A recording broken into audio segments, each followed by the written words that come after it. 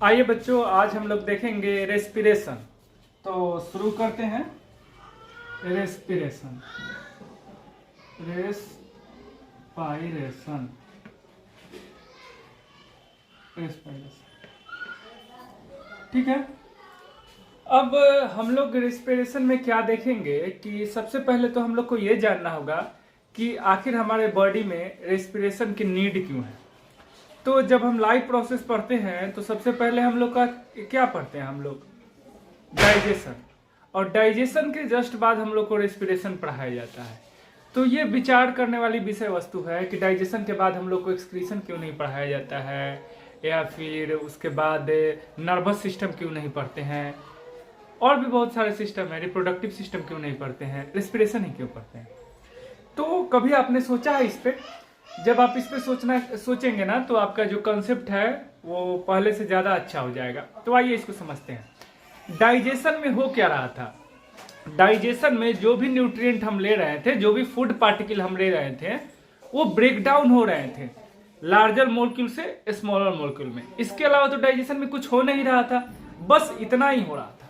उसके बाद क्या हो रहा था, वो डाइजेस्टेड फूड पार्टिकल जो थे वो ब्लड में एब्जॉर्ब हो जा रहे थे through the wall of intestine, और अगर वो लिक्विड के फॉर्म में है तो बहुत तो आपके जीभ में ही जीभ पे ही एब्जॉर्ब हो जाता है, ठीक है। तो वो एब्जॉर्ब हो जा रहे थे। अब एब्जॉर्ब होने के बाद वो कहाँ जा रहे थे, तो एब्जॉर्ब होने के बाद वो ब्लड और लिम्फ के थ्रू हमारे पूरे बॉडी में चले गए। लेकिन आप लोग इसको ध्यान से सोचिए कि जो भी न्यूट्रिएंट है जो हमारे बॉडी में गया, अगर उससे हमको एनर्जी नहीं मिले तो एब्जॉर्ब होने का कोई मतलब है क्या? नहीं ना है। तो ये रेस्पिरेशन ही वो प्रोसेस है जो एब्जॉर्ब फूड मटेरियल को, जो कि एसिमिलेट हो चुका है, उसको क्या करता है, एनर्जी में कन्वर्ट करने का काम करता है, या फिर उससे एनर्जी बॉडी को प्रदान करने का काम करता है। तो आइए कैसे इसको कैसे करते हैं और हम लोग इसको समझते हैं कि ये कैसे होता है। तो जैसे ही बात किया जाता है रेस्पिरेशन का, आज से पहले जिन्होंने भी आपसे रेस्पिरेशन का बात किया होगा या आप लोग रेस्पिरेशन पढ़े होंगे, तो जैसे ही रेस्पिरेशन वर्ड बोला जाता है आपके दिमाग में क्या आता है? ऑक्सीजन। सांस लो, सांस छोड़ दो। एयर हम लोग लेते हैं और एयर में जो ऑक्सीजन होता है वही हम लोग के नोज से लंग्स तक जाता है और उसके बाद वहां से CO2 फिर बाहर आ जाता है, इतना ही। बट वो ऑक्सीजन क्यों जाता है बॉडी में? वो ऑक्सीजन बॉडी में इसीलिए जाता है कि जो आपका एब्जॉर्ब्ड एसिमिलेटेड फूड पार्टिकल है उससे क्या करे, एनर्जी बना सके, उसको एनर्जी में कन्वर्ट कर सके, और वो एनर्जी फर्दर हम लोग के बॉडी में यूटिलाइज हो सके। तो आइए उसको देखते हैं, ठीक है। अब जैसा कि आप लोग जानते हैं कि रेस्पिरेशन की शुरुआत ही होती है ऑक्सीजन लेने से। जो भी जीव जंतु रेस्पायर करते हैं वो पहले क्या होते हैं, एनवायरमेंट से ऑक्सीजन लेते हैं। लेकिन बहुत से ऐसे ऑर्गेनिज्म हैं जिनके अंदर रेस्पिरेशन होता है बिना ऑक्सीजन के। तो इस तरह सभी जीवों रेस्पिरेशन करते हैं और ऑर्गेनिज्म रेस्पायर्स, ओके। बट कुछ ऐसे भी ऑर्गेनिज्म हैं जो कि जिनमें बिना ऑक्सीजन के ही रेस्पिरेशन होता है। उस आधार पे अगर हम रेस्पिरेशन को बांटे तो दो कैटेगरी में बांट सकते हैं। कौन कौन कैटेगरी में बांट सकते हैं बाबू? First one is aerobic respiration. क्या? Aerobic respiration. एरोबिक रेस्पिरेशन क्या हो जाएगा? Aerobic respiration. And second one is an aerobic respiration. क्या हो जाएगा? An aerobic respiration. An aerobic respiration, ठीक है। अब क्या है ये समझ लीजिए। देखिए, वैसे ऑर्गेनिज्म जिनमें रेस्पिरेशन का पहला प्रोसेस क्या है? ऑक्सीजन का इनटेक। मतलब उनमें रेस्पिरेशन जब भी होगा तो ऑक्सीजन के प्रेजेंस में होगा, उनको क्या बोला गया? एरोबिक रेस्पिरेशन, ठीक है। और वैसे ऑर्गेनिज्म जिसमें ऑक्सीजन के एब्सेंट में भी रेस्पिरेशन होगा उनको क्या बोला गया? N aerobic respiration. अब आइए, ये याद नहीं करना है, इसको समझ लेना है। आखिर जहां ऑक्सीजन के प्रेजेंस में रेस्पिरेशन हो रहा है वैसे ऑर्गेनिज्म को एरोबिक ऑर्गेनिज्म ही क्यों बोला गया, एरोब्स ही क्यों बोला गया, और उस तरह के रेस्पिरेशन को एरोबिक रेस्पिरेशन ही क्यों बोला गया? कुछ और बोला जा सकता था। तो बस इसमें बहुत सिंपल सा है, तुरंत आपको समझ में आ जाएगा। एक्चुअली यहाँ पे कंसेप्ट ये है, ये जो एरो है, इस एरो का मतलब ही होता है एयर। क्या? एरो का मतलब ही होता है एयर। जैसे मान लीजिए जो जहाज ये पानी में चलता है तो उसको हम लोग क्या बोलते हैं, स्टीमर बोलते हैं, वाटर बोट बोलते हैं। लेकिन जो जहाज हवा में चलता है उसको हम लोग क्या बोलते हैं, एरोप्लेन। क्या बोलते हैं, एरोप्लेन।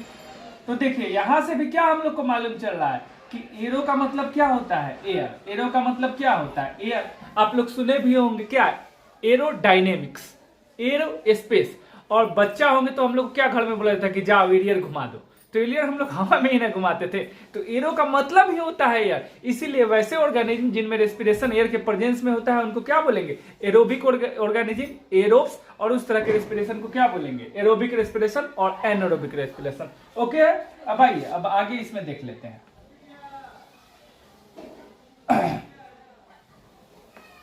अब देखिए ये जो रेस्पिरेशन अभी हम आप लोगों को बता रहे हैं, रेस्पिरेशन, अब देखिए अगर इसको हम लोग दूसरे नजर से देखें तो हम लोग क्या बोल सकते हैं, रेस्पिरेशन का पहला प्रोसेस क्या था कि हम लोग ऑक्सीजन ले रहे हैं, उसके बाद वो ऑक्सीजन कहाँ जा रहा था, लंग्स तक जा रहा था, नोज के थ्रू जाएगा, लंग्स तक जाएगा वो ऑक्सीजन। उसके बाद लंग्स से फिर CO2 आएगा जो हमारे नोज से बाहर चला जाएगा। अब क्वेश्चन ये है मेरा कि लंग्स तक जो ऑक्सीजन गया उसके बाद उस ऑक्सीजन का क्या हुआ। तो ऑक्सीजन का लंग्स तक जाना और फिर लंग्स से CO2 का नोज के थ्रू बाहर आ जाना, इसको बोलते हैं, रेस्पिरेशन को क्या बोलते हैं, इस रेस्पिरेशन को एक्सटर्नल रेस्पिरेशन। क्या बोलते हैं, एक्सटर्नल रेस्पिरेशन। क्या बोलते हैं, एक्सटर्नल रेस्पिरेशन। क्लियर है बच्चों, एक्सटर्नल रेस्पिरेशन। उसी तरह जो CO2 अब जो O2 अब लंग्स तक चला गया, उसके बाद वो ब्लड के through different part of body में जाता है। उसके बाद वो ऑक्सीजन का क्या फंक्शन है, उसको हम लोग बोलते हैं क्या, इंटरनल रेस्पिरेशन। क्या बोलते हैं, internal respiration. Internal respiration, internal respiration. अब चूंकि इंटरनल रेस्पिरेशन जो है ये कहां होता है, ये सेल में होता है, तो इसलिए हम लोग इसको बोलते हैं सेलुलर रेस्पिरेशन।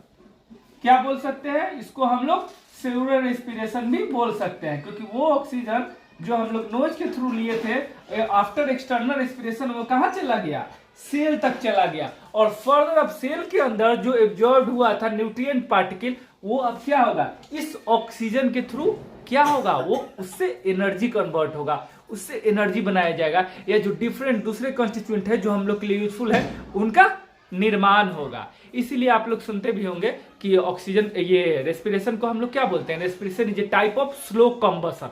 और आप लोग जानते भी हैं कि कंबसन के लिए ऑक्सीजन नेसेसरी है। 7th 6th छोटे क्लास में तो आप लोग पढ़े हैं ना वो एक्सपेरिमेंट कि एक मोमबत्ती जला दिया, फिर उसको ढक दिया हम लोगों ने ग्लास से या किसी बर्तन से, कुछ देर बाद वो बुझ जाता है। तो क्या बोलते हैं कि हवा नहीं था, ऑक्सीजन नहीं था, इसलिए बुझ गया। आया बात समझ में, ठीक है, आगे हम लोग फर्दर देखेंगे इसको। धन्यवाद।